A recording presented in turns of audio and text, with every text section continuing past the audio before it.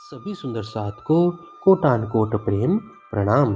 सुंदर साथ जी, पिछले वीडियो में हमने श्री सनंद ग्रंथ प्रकरण के 38 की 55 तक की चौपाई का पाठ किया। आज हम आगे की चौपाइयों का पाठ करेंगे।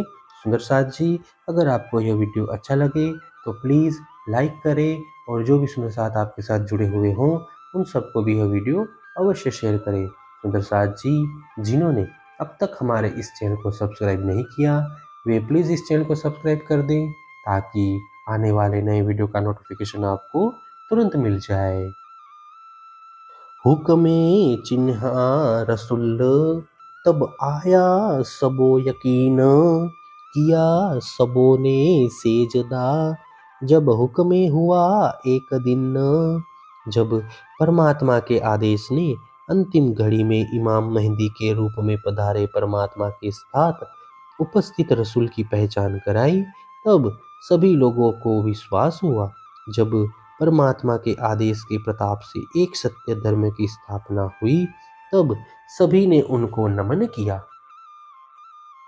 लानत उतरी अजाजिल से, सब कायम हुए तले नूर।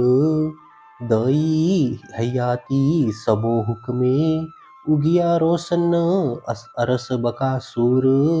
तब अजाजिल को प्राप्त भ्रष्टता दूर हो गई, जिससे सभी जीवों को तारतम्य ज्ञान के प्रकाश में अमरत्व प्राप्त हुआ।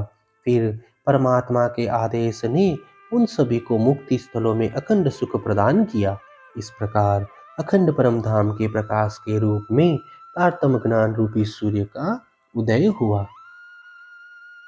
हुक्मे हम आए इत, ले हुक्मे हक इलम, में खासा मोहल खसम का, कर हुक्म कहलाया तुम।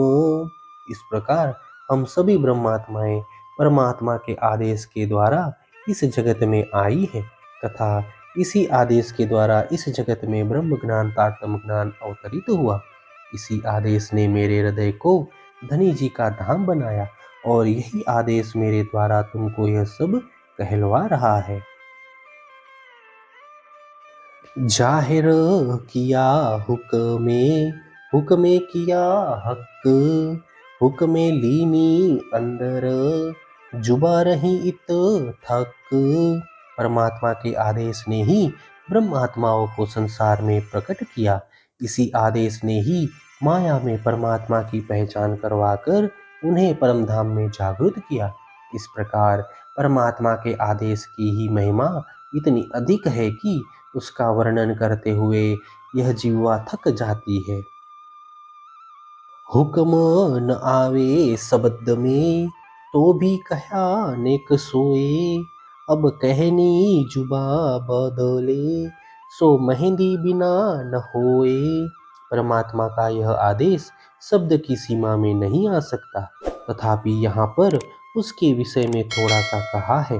अब भाषा को बदलकर कहना है, जो इमाम मेहंदी के बिना अन्य किसी के द्वारा संभव नहीं है। अब लेने अरस अजीम में, बोल सी जुबा इमाम, सो तो अपने आप को कहने हैं कलाम। ब्रह्म आत्माओं की सुरता को परम धाम में लौटाने के लिए अब इमाम मेहंदी ब्रह्म ज्ञान की चर्चा करेंगे। वैसे तो परमात्मा स्वयं ही अपनी बात करते हैं।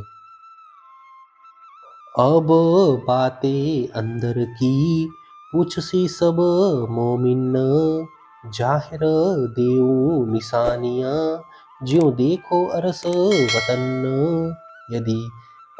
यदि सभी ब्रह्मात्माएं परमधाम की बातें पूछेंगी तो उन्हें परमधाम के चिन्ह स्पष्ट कर देते हैं, जिससे तुम सब परमधाम के दर्शन कर सको।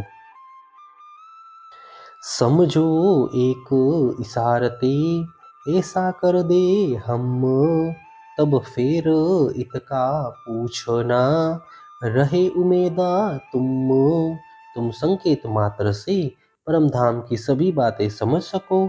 मैं ऐसी व्यवस्था कर देता हूँ, अन्यथा यहाँ पर तुम्हें कुछ भी पूछने की इच्छा बनी रहेगी। जब समझे तब देखिया, याद जो आवे दिल बीच खिलवत बातें हुक पे जो मांग्या तुम मिल। जब सभी बातें समझ में आएगी तब परम धाम दृष्टिगोचर हो जाएंगे। तब तुम्हारी स्मृति में वे सभी बातें उभर आएंगी जो तुम सब ने मिलकर मूल मिलावे में धामधनी से खेल देखने की मांग करते हुए की थी।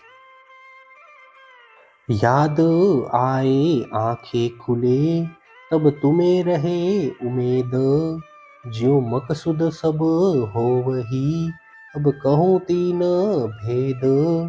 जब ये बातें याद आ जाने पर तुम्हारी दृष्टि खुलेगी तब तुम्हें परम धाम में जागृत होने की अदम्य इच्छा प्राप्त होगी और उससे तुम्हारी सभी मनोकामनाएं पूर्ण होगी। अब मैं उस रहस्य को भी स्पष्ट कर देता हूँ। ए नेक रखी रात खींच के सो भी वास्ते तुम ना तो लेते अंदर केती बेर है हम। इस महिमामयी रात्रि को थोड़ी और बढ़ा दी है वह भी तुम्हारे लिए ही है, अन्यथा तुम्हें मूल मिलावे में जागृत करने में हमें कितना समय लगता। प्रकरण 38 चौपाई 1466। हे सुंदर साथ जी, इसी के साथ श्री सनंद ग्रंथ का प्रकरण 38 पूर्ण होता है। आगे के वीडियो में हम आगे के प्रकरणों का पाठ करेंगे। सुंदर साथ जी, अगर आपको यह वीडियो अच्छा लगा हो तो प्लीज़ लाइक शेयर और सब्सक्राइब अवश्य कर दें। प्रणाम जी।